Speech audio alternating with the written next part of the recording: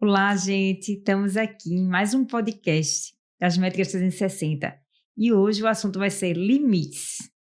Vamos começar aqui, estamos com a doutora Vivi, doutora Lu, e eu queria, Lu, começar por você. Como colocar limite, né, no seu paciente? Quando, assim, a gente sabe que a nossa relação médico-paciente tem que fluir, né? É questão de confiança, empatia, mas quando estabelecer esse limite? Olá, pessoal. Muito feliz em estar aqui discutindo com vocês, conversando um pouco para a gente melhorar cada dia mais o nosso desempenho aí no consultório, na nossa vida, né, como mulher, como médica. E essa é uma questão muito importante, né?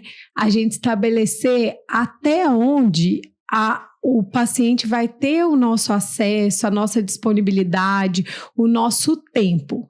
E isso tem que estar combinado, conversado. Então, eu acho que a primeira parte do limite é a gente conversar sobre ele durante a consulta, durante o atendimento. A gente combinar com o paciente, olha, o senhor vai ter o meu acesso, o senhor tem o meu WhatsApp, o senhor tem o meu telefone, o senhor tem o meu contato. Isso torna a gente disponível, acessível. Na nossa especialidade como cardiologista, isso é importante. Talvez em algumas especialidades isso não seja tão relevante, mas na nossa isso é. Em algumas, né, a gente vai precisar estar ali disponível.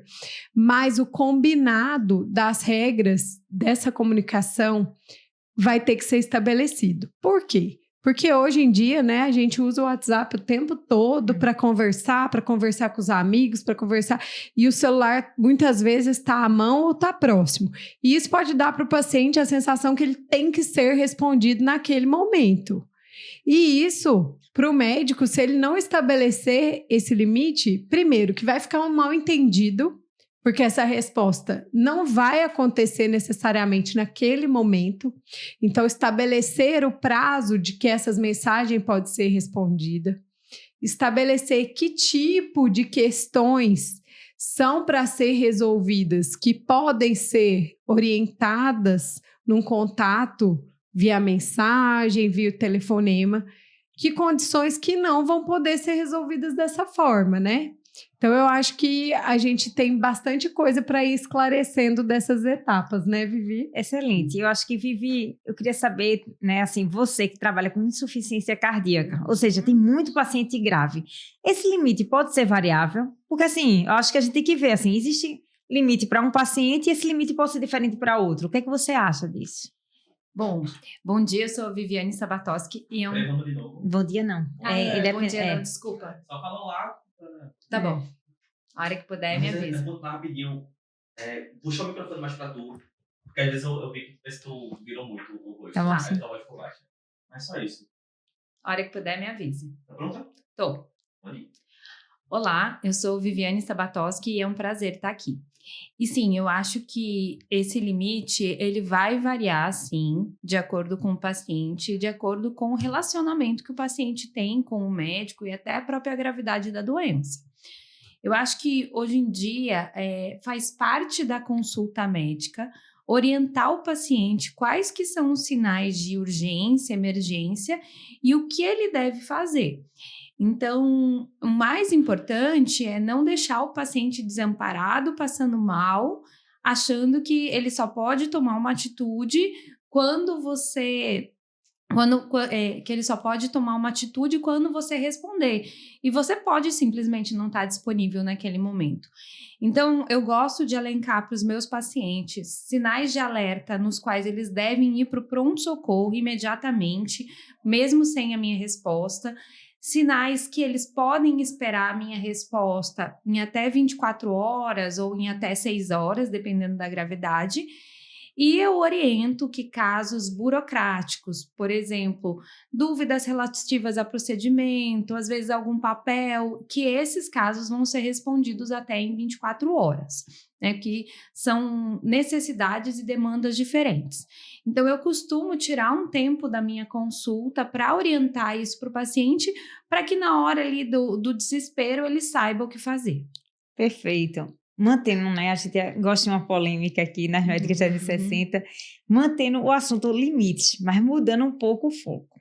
Eu queria saber de vocês duas, em relação a limite na nossa profissão, com relação, a gente sabe que existe, né? A gente está num ambiente que muitas vezes a gente está com hierarquia no hospital. Então, hoje em dia, a medicina mudou bastante, né? O tipo de gestão mudou. Então, quando é que a gente, assim, tem que se impor, né? E mostrar, assim, limite, assim, será que a gente, né, a gente sabe que a medicina, né, a gente foi criado com a medicina como sacerdócio, mas a gente, né, nas outras áreas, todo mundo sabe quanto é o valor da sua hora, né? Isso é uma coisa que o médico não tem.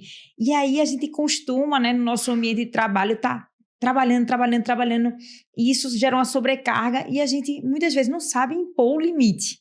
Então eu queria que vocês falassem um pouco disso, no limite, no ambiente hospitalar, nessa gestão atual.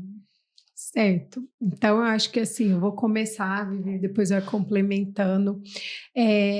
Primeira coisa, né?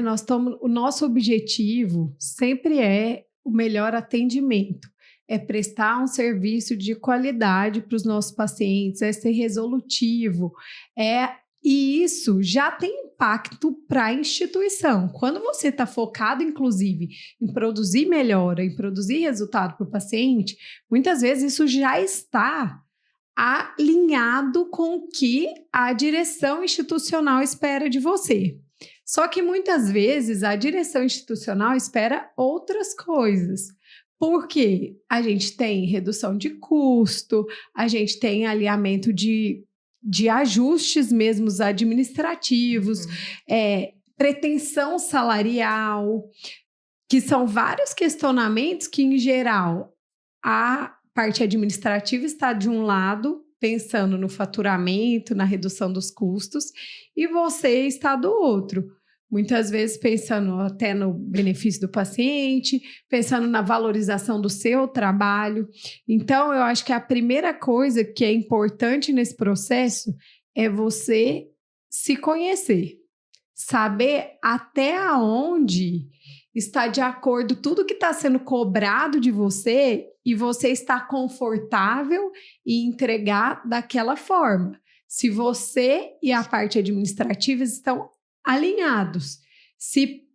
Às vezes tem pormenores que vão ser ajustados, mas se o raciocínio, se o norte é o mesmo, dá para fazer ajustes. A conversa vai resolver isso. Agora, quando ultrapassam-se limites do que é aceitável e confortável para você, talvez algumas outras decisões mais drásticas terão que ser tomadas. Então, eu acho que a primeira etapa é você conhecer exatamente o seu propósito, até onde você está disposto a ir por aquele trabalho, até onde aquilo que estão te propondo é aceitável, seja de ponto de vista de comportamento, de atitude, de dedicação em carga horária ou de pagamento. Então, eu acho que conhecer e estabelecer isso daí é uma das primeiras etapas. Quer falar? Perfeito, Vivi. Agora, desculpa. Perfeito, Lu. Agora, Vivi, e quando esse limite ultrapassa, né? A gente sabe que esse limite é variável, assim, o meu limite, o de Lu, o seu, né? E o que Lu falou, assim, a gente tem que saber se conhecer e saber qual é o nosso limite e qual é o limite que a gente acha que é até justo, né? E quando isso passa, como é que você deve se posicionar? Eu quero que você fale um pouco sobre como se posicionar e o quanto é importante você ter autoridade para poder se posicionar também. Então, eu acho que o primeiro lugar é você definir quais são os valores seus não são negociáveis. A partir do momento que você define esses valores não negociáveis e que esses limites foram ultrapassados, eu acho que a primeira coisa é o diálogo, é a conversa. E é muito importante a gente estudar técnicas de comunicação, porque quando o nosso limite ele é ferido de alguma forma, é normal a gente se sentir ofendido, a gente ter raiva, e muitas vezes a gente acaba tendo uma reação, uma comunicação no impulso, no grito, reativa, que não vai levar a lugar nenhum. Então, eu acho que a primeira coisa é respirar, Escolher um bom momento para comunicação. Então, às vezes, o melhor momento de estabelecer o seu limite não é no calor do momento, né? Mas, assim, no momento apropriado, expor o que foi que você não gostou e por que você não gostou, e dar soluções, tentar encontrar um diálogo num meio termo comum. E muitas vezes, no diálogo, a gente consegue estabelecer um acordo entre as duas partes, né, que fique aceitável para os dois. Caso valores não inegociáveis sejam feridos no ambiente de trabalho, eu acho que vale a pena a gente pensar em outras alternativas, né? Como procurar outros ambientes ou alguma outra, trocar de setor, alguma coisa assim.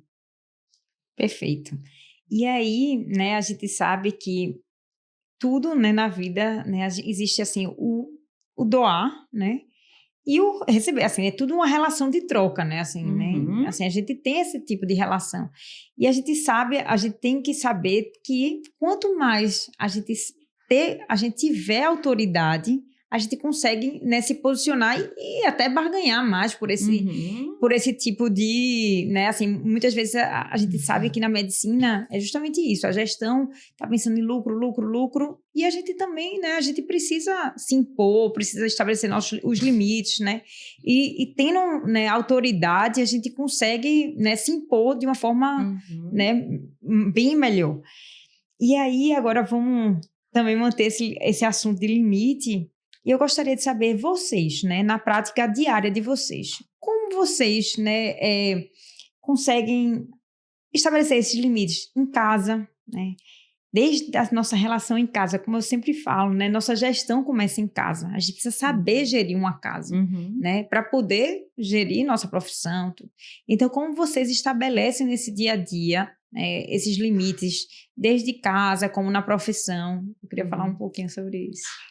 Eu acho que é bem interessante, né, tocar nesse assunto casa e profissão, porque nós três aqui somos, e as meninas todas do Médica 360 somos mães, né, e a relação mãe e filho é uma relação maravilhosa, cheia de carinho, mas no processo de educar, a gente está ali muitas vezes impondo limites para eles, até onde eles podem ir, até onde eles não podem, e a melhor forma de fazer isso tentando que eles aprendam, mas que eles cresçam de forma independente, que eles consigam analisar as coisas, não simplesmente aceitando uma imposição, né? Então, eu acho que essa conversa respeitosa que a gente se esforça para exercer em casa, a gente tem que extrapolar ela para realizar em todos os nossos ambientes, né?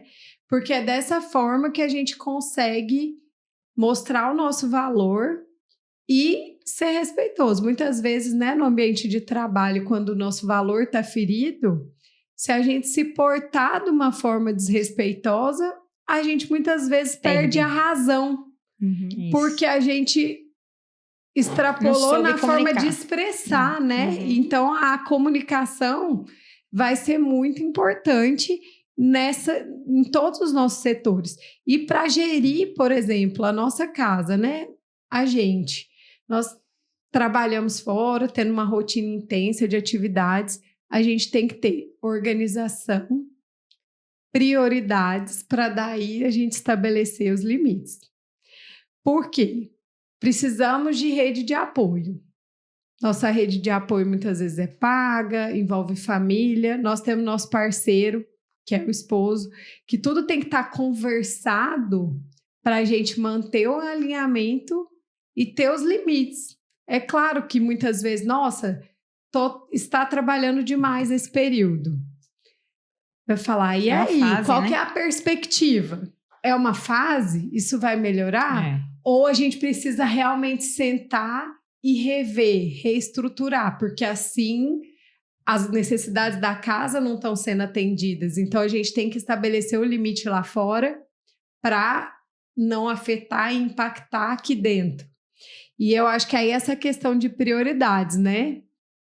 A gente proteger o nosso círculo doméstico, que é sempre a nossa prioridade, para a gente poder, sim, exercer o nosso papel fora com qualidade. Então, esse limite do quanto o nosso trabalho, inclusive, invade a nossa vida pessoal. Porque nós que somos médicos, que dedicamos muito para o paciente. Quantos pacientes eu levo para minha casa, na minha cabeça, no meu coração? O tempo todo, né? O paciente que está grave, que está na UTI, que piorou, que eu fico pensando, será que alguma coisa que a gente ajustar vai melhorar? Alguma medicação diferente?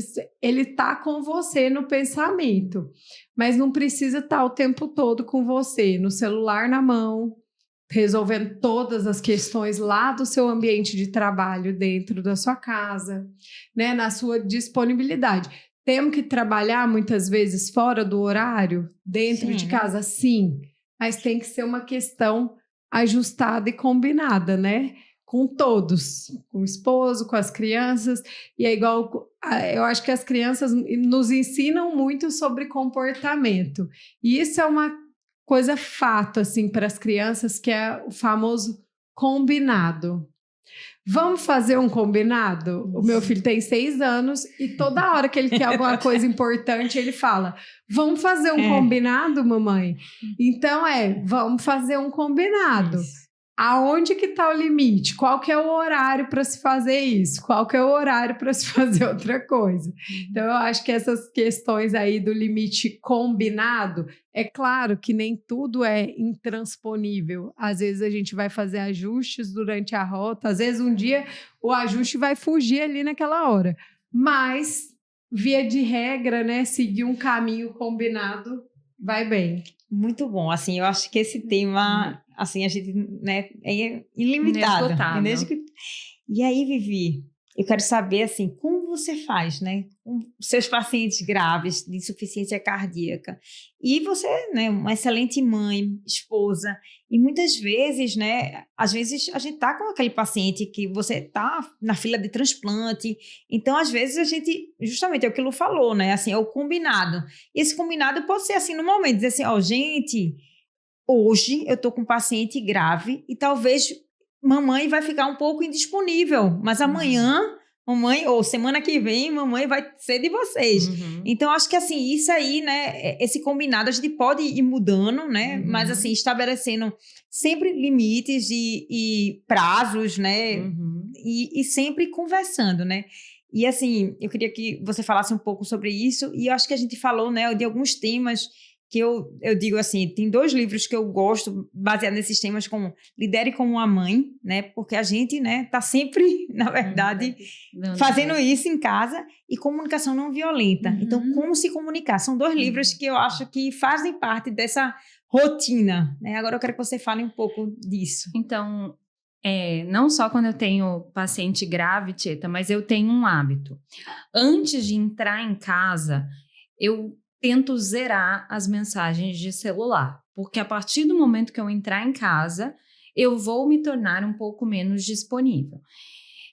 Então, antes de entrar, eu zero, vejo se tem alguma conduta, e caso eu tenha um paciente grave, o que eu faço? Geralmente esse paciente vai estar internado numa UTI, eu ligo para a UTI, ou se possível eu passo na UTI, e eu dou diretrizes ao plantonista, né? Do que ele vai fazer nas possíveis intercorrências e situações nas quais ele deve me ligar. E aí eu destaco que ele tem que me ligar e não me mandar mensagem. Perfeito. Né? Porque a mensagem pode ficar perdida no celular, né? E eu também falo para os meus pacientes graves que intercorrências é para me ligar, não é para mandar mensagem. Então eu zero quando eu vou entrar em casa. E aí, eu entro em casa e deixo meu celular longe. A cada mais ou menos 1 hora, eu dou uma espiadinha. Mas é uma espiadinha rápida, eu tento não ficar o tempo todo com o celular na mão. Para que eu possa sentir que tem esse limite de conexão. Eu acho muito importante, eu limito muito o tempo de tela das minhas filhas, né? Isso é uma das coisas que eu acredito. Então, eu acabo tendo que ter esse exemplo, né? Claro, então, claro. Eu tento, dentro do possível, deixar um pouco de lado, dando as diretrizes antes para quem está cuidando do paciente. Perfeito. E mantendo, assim, o assunto, né, Lu, eu queria ver, assim, às vezes na nossa carreira, né, e Vivi, a gente tem, né, que passar por um processo que muitas vezes esse limite fica, né, assim,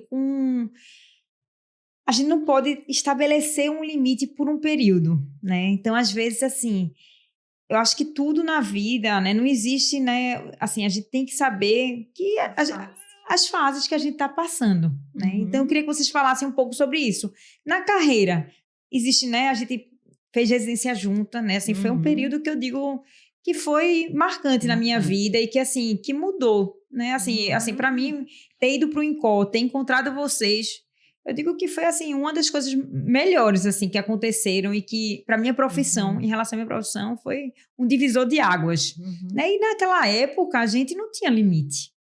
Ninguém falava nem de limite. Por quê, né? Assim, a gente queria aprender, a gente estava muito feliz de estar naquele ambiente, queria usufruir o máximo, né? Então, assim, tudo que a gente queria, que a gente podia, a gente fez e isso está tendo retorno mais de 10 anos depois. Então, eu queria que vocês falassem, a gente, nesse podcast é para pessoas de diversas fases da carreira e, assim, esse limite, eu acho que tem isso, né? É variável. Exato, eu acho é exatamente isso, Tieta. O limite vai variar com a fase da vida que você se encontra, né? Falo que a residência é quem se dispôs a falar, olha, eu quero me especializar, eu quero fortalecer minha base técnica, teórica, para crescer nesse âmbito da minha carreira, que é uma base. Esse é um momento de dedicação exclusiva. Esse é o foco total. Então, muitas vezes lá, você não vai receber tudo que você gostaria e não vai ter a liberdade que você gostaria e muitas vezes você vai estar infringindo limites. Mas os limites, na maioria das vezes, vai ser relacionado a tempo, né? Porque é muito trabalho, é muito tempo dentro da dedicação hospitalar ali. E aí, eu acho que a gente vai mudando de fase. Acabou a residência, tudo em geral, já está casado ou logo se casa, e você vai estar num relacionamento de casal que são duas pessoas jovens que estão dispostas a muito trabalho, continuar essa dedicação, talvez com menos intensidade que na residência, mas ainda muito foco no trabalho, né? Por quê? Porque são dois jovens construindo carreira, então você está disposto a enfrentar muita coisa, mesmo horários maiores, remunerações às vezes menores, mas que você resolve com muito trabalho. E eu acho que uma grande virada nas prioridades e no desenho dos limites é a maternidade. Eu acho que a partir daquele momento que surge uma pessoa nova, inclusive para as mães, os pais que me desculpem um pouquinho, porque a realidade é um pouco diferente para eles, até da necessidade biológica, né? A mãe, a gravidez já é um treinamento, porque para algumas surgem muitas limitações físicas naqueles 9 meses. Eu, graças a Deus, fui uma gestante nota 1000, trabalhei até na véspera de nascer porque eu não tinha nada. Agora, tem pessoas que ficam muito debilitadas mesmo no processo da gestação, que já é uma adaptação, já não dá para seguir aquele ritmo de jeito nenhum. E depois da maternidade, a prioridade muda. Para começar, que você é a única fonte, muitas vezes, de alimento e aqueles 3 primeiros meses de esterogestação, que é muita dedicação. Então, ali, eu acho que para nós mulheres, a gente tem uma etapa de um reset de prioridades, porque a gente redesenha, né? E até muitas têm um período ali de confusão, de tentar, às vezes, depois ter dificuldade de reestabelecer até o que gostava antes. Eu acho que para a gente que é muito intensa profissionalmente, isso não foi uma grande barreira, voltar a exercer meu trabalho. Porque eu acho que eu lembro muito bem que primeira saída assim, para trabalhar, me perguntaram: nossa, você não chorou? Você não ficou arrasada de deixar ele? Não. Fiquei muito feliz, porque eu adoro atender o paciente. Eu voltei tão boa para casa. Eu falei assim, eu não posso poupar meu filho da minha melhor versão, que é cuidar das pessoas, né? Então, eu acho que isso não foi tão difícil, mas aí sim, a gente redesenha a prioridade e os limites. Porque estar com a criança, com o nosso filho, participar, educar, estar junto e ter tempo de qualidade, né? Muitas vezes a gente não está falando, a gente não quer só quantidade, a gente quer qualidade. Porque muitas vezes também você tá ali de corpo presente e não tá de alma presente, não adianta, né? Então é isso, né? Os limites. Perfeito, assim, eu acho que a gente como mãe, né, a gente aprende tanto, né, assim, então, e a gente consegue, né, transpor isso para nossa vida profissional. E aí, Vivi, dando um gancho nisso, né, a gente aprende a ser mais eficiente, Com né? certeza. Então, assim, esse limite, porque muitas vezes a gente, né, existe assim, existem profissões, existem, na verdade, alguns cargos que exigem, tipo, carga horária, né? Uhum. E essa carga horária? Porque, assim, muitas vezes a pessoa que é mais eficiente, talvez essa carga horária, né, seja, talvez, desnecessária. Eu queria que vocês falassem um pouco sobre isso, né, em relação, assim, a gente, né, como, a gente depois, eu acho que até como mãe, a gente fica mais eficiente. Então, eu queria que falasse um pouco sobre isso. Hoje em dia, como mãe, a sensação que eu tenho é que eu não posso perder tempo, Isso. né? Então, eu sou muito focada, né? A partir do momento que é um momento de trabalhar, é um momento de trabalhar, né? Também. E não vai ter distração. E durante o trabalho, eu aprendi, a fazer tarefas com mais eficiência. Então, coisas que eu demorava mais, eu tentei automatizar os processos. Então, você pode automatizar processos de, por exemplo, pedido de exames protocolares. Você pode automatizar processos de relatórios protocolares. Eu tento usar, dentro do possível, também a inteligência artificial para me tornar mais eficiente. O tempo todo. Exatamente. É minha mão direita hoje em dia. Exatamente. Para me tornar mais eficiente, para que eu possa fazer melhor. Na medicina, invariavelmente, a gente vai ter funções que exigem o tempo, né? Então, o plantão, ele precisa daquele tempo. Isso não é inegociável.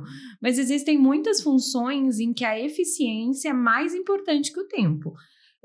E aí, nessas funções, eu me adaptei melhor depois da gestação, porque eu me vi obrigada nisso. E eu também eu me tornei menos indecisa. Antes eu analisava mais, via mais opções. Agora eu entendo que eu sou mais prática. Bem mais prática do que antes. Agora eu vou inverter o jogo. Tieta vai contar para nós a técnica da eficiência. É verdade. Porque essa por favor. pessoa que vos fala, que está entrevistando, foi a pessoa que teve 2 filhos e fez o doutorado. Trabalhando.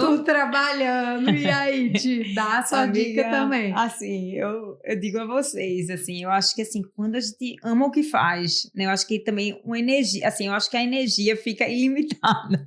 Então, assim, eu acho que, assim, tudo na vida é você botar amor no que você faz. Então, eu acho que isso também faz com que você seja muito mais eficiente, né? Então, e assim, é ter objetivos. Eu sabia, né, que era um momento, né? Então, tinha um momento, eu sou hemodinamicista, então vocês sabem que no período da hemodinâmica, você tem que ficar afastado, né, na gravidez da radiação. Então, eu disse assim, vou aproveitar esse período. Então, eu aproveitei esse período para focar no que eu quero. Eu quero, né, eu tenho, assim, eu tinha muita vontade de fazer um doutorado, então isso é muito do que, né, assim, o que a gente quer, né? E, assim, assim, muitas vezes as pessoas perguntam assim, e você, não era muita sobrecarga? Assim, veja, eu gostava muito, eu gosto muito do que eu faço e para mim não tinha isso de... Então, aproveitei meu tempo para isso. E foi nessa época que, realmente, durante a gravidez, que eu fiz o...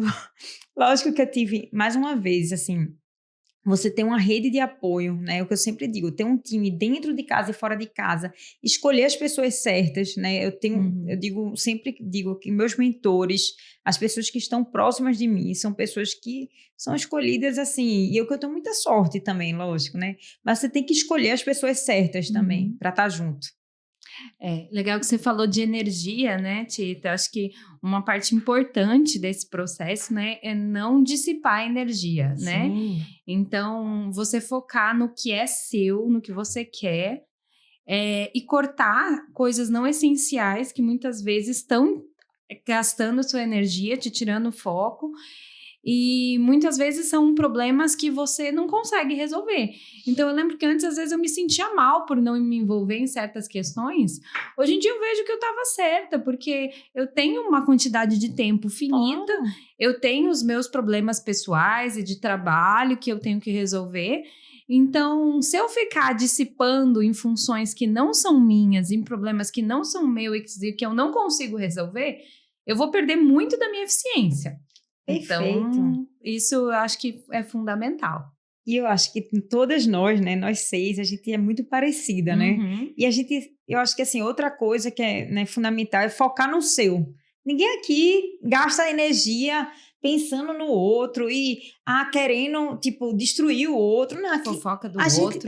A gente sempre, né, eu acho que por isso que a gente é tão, né, alinhada.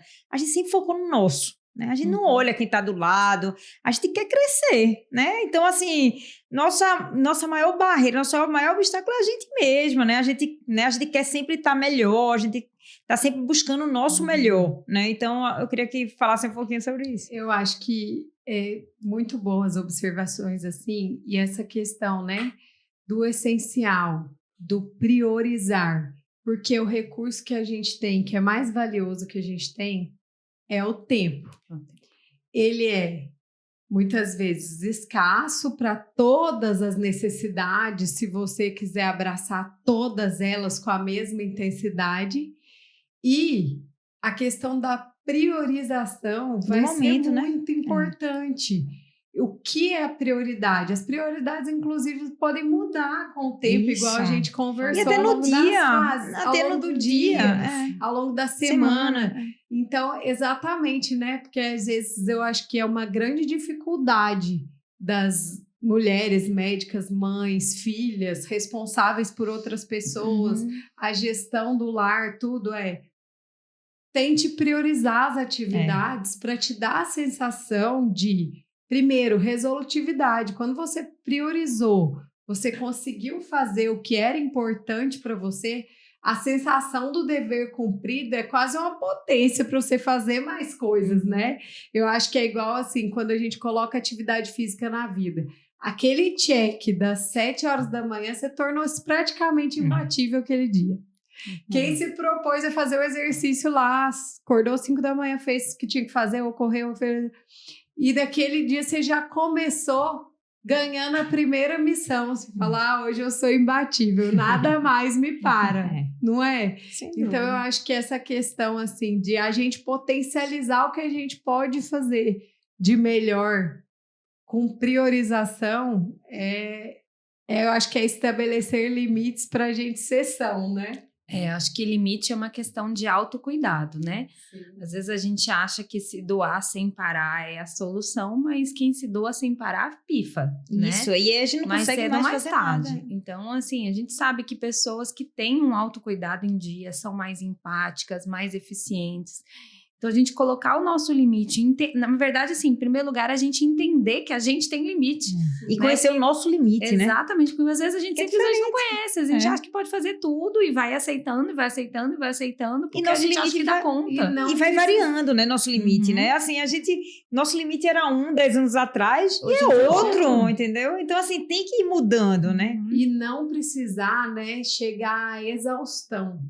Porque o que a gente vê muitas vezes com a falta de limites, principalmente para a mulher médica, para a mulher profissional hoje, né, que faz todas essas funções, vai fazendo, executa,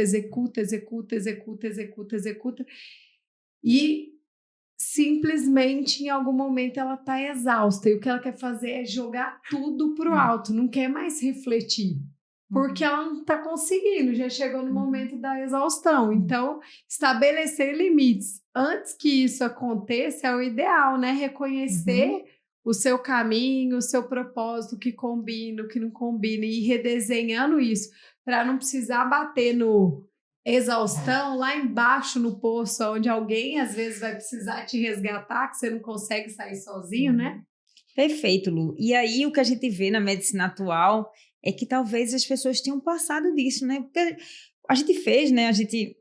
Nosso projeto, né? Nosso projeto começou com... A gente fez um questionário, tiveram mais de 500 mulheres respondendo. E o resultado foi, assim, muito preocupante, né? A insatisfação de mulheres médicas no Brasil inteiro é enorme, né? Então, o que é que está errado, né?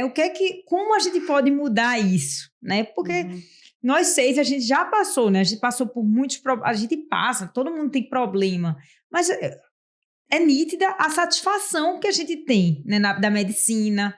Então, como isso, né, assim, como mudar isso? Eu acho que o ponto fundamental é que realmente, assim, estatisticamente, as mulheres médicas morrem antes da população geral. Então, Isso a mulher... Isso é provado. Então, e é assustador, né? E é muito antes mesmo. E o que acontece é que eu acho que é a mulher médica perdendo o autocuidado pela falta de limite. Isso. Então, medicina é lindo, medicina é um sacerdócio, mas é um sacerdócio realizado por humanos, não por máquinas. Exatamente. E humanos têm limite, né? E a gente aceitar esse limite, entender que a gente tem limite, abraçar o limite do outro, né? Então, respeitar o limite da sua colega, do seu colega que trabalha com você. Isso faz, na verdade, a gente médicos melhores.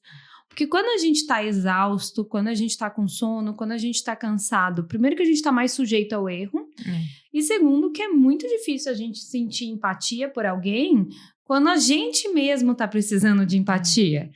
Então, uma coisa que eu percebi foi quando eu dei o meu limite e eu comecei a trabalhar menos, a satisfação dos meus pacientes cresceu. E os pacientes que me conhecem há mais tempo chegam até a verbalizar isso.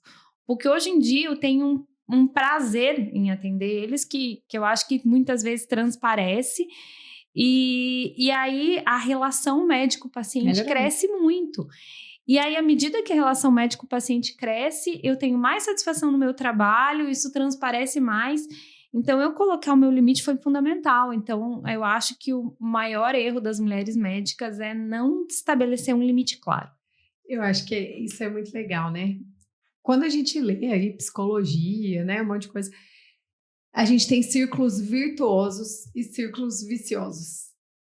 Quando você entra num círculo virtuoso, que você está se cuidando bem, você consegue se dedicar melhor ao que você está fazendo como função, e isso traz um retorno maior para o paciente, e ele mostra esse retorno para você, e isso retroalimenta você, então o ciclo do positivo, positivo, positivo vai andando. E o mesmo vale para o negativo, muitas vezes, quando o pilar do autocuidado, que é a base, é você estar bem, você conseguir se sustentar para executar as outras funções de forma adequada. Se esse está ferido, o que está para cima está bambo, não está parado, não tem sustentação, né? E foi exatamente isso que a gente viu quando a gente começou a falar sobre o projeto, sobre as Médicas 360, sobre como ajudar essas pessoas, porque a gente conversava entre nós sobre isso e soluções pareciam muito claras para a gente, e a hora que a gente foi ver para colocar na prática, a gente viu que era um sofrimento de muita gente, né? Que a gente podia ajudar, e muitas vezes o alinhamento não está distante, mas se ele não for feito, a bola de neve continua, né? Então, eu acho que essa ideia que ajudou a gente a se motivar aí no Médicas 360. E é o que a gente vê na nossa mentoria, né? Muitas vezes o que a gente vê, a gente acha que é tão claro. Não. Eu dei um sinalzinho só do tempo, porque já passamos 40 minutos. Pronto. Não, eu vou finalizar isso, porque eu queria falar assim da mentoria. Vai lá. Eu quero falar que assim. Eu só te dei o sinal. E aí eu encerro como? Vou dizer assim, meninas, deem a mensagem final de vocês, como, né, impor limite.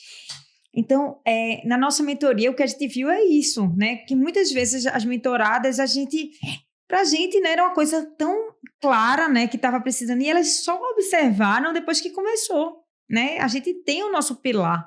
E a gente aplicando isso, né, o nosso método Plena, a gente viu como a gente pode melhorar outras mulheres médicas. E aí, meninas, eu queria que vocês finalizassem hoje dando uma mensagem final, né, de como, né, vocês, na prática de vocês, colocaram esse limite e como vocês falam para essas mulheres, para os médicos, as médicas, como impor esse limite. Bom, acho que a primeira coisa, limite não é luxo e nem egoísmo. Limite é necessidade, né? Então, para que a gente possa manter a nossa saúde física, mental e emocional. E com certeza o melhor jeito, os pilares do limite são autoconhecimento, né? De se conhecer, saber até onde você pode ir, e diálogo franco, claro e não violento. Perfeito. Para mim, limite é clareza e autoconhecimento. Vamos só fazer o de Viviane de novo, por favor. Deixa eu Tá. botar pra tu. Porque eu estive falhando no áudio. Bem na Fala hora, de tá? novo. Tá. Tá bom assim? Tá. Do começo, né? Do começo. Ficou muito bem. Então tá. Então, minha mensagem para as médicas é que limite não é luxo e limite não é egoísmo. Limite é autocuidado, limite é o que vai permitir você manter a sua saúde física, emocional, para que você possa cuidar das pessoas ao seu redor. E o melhor jeito de estabelecer limite é tendo autoconhecimento, então saber qual que é o seu limite, esse é o primeiro ponto. E o segundo, conversar com as pessoas ao seu redor, do seu trabalho, da sua casa, de uma maneira clara e não violenta, não acusativa, apenas sobre como é importante aquilo para você, para que você possa se manter ativa na medicina há muito tempo da melhor maneira possível. Perfeito. E para definir limites, para mim, é importante ter clareza. Clareza sobre você mesmo. Porque conhecendo você, o autoconhecimento, com certeza, para mim, é o pilar para estabelecer os limites. Porque é ele que rege todos os seus objetivos, os seus valores, você se conhecer e estabelecer tudo que é possível ou não é possível, que fere ou não você. Então, foque em se conhecer para poder prosperar no seu caminho. Perfeito. Então, estamos finalizando mais um podcast e a gente, né, convida vocês para conhecer, né, nosso Instagram, Médicas 360, conhecer nossa mentoria e até o próximo podcast. Isso aí, pessoal. Tchau, pessoal.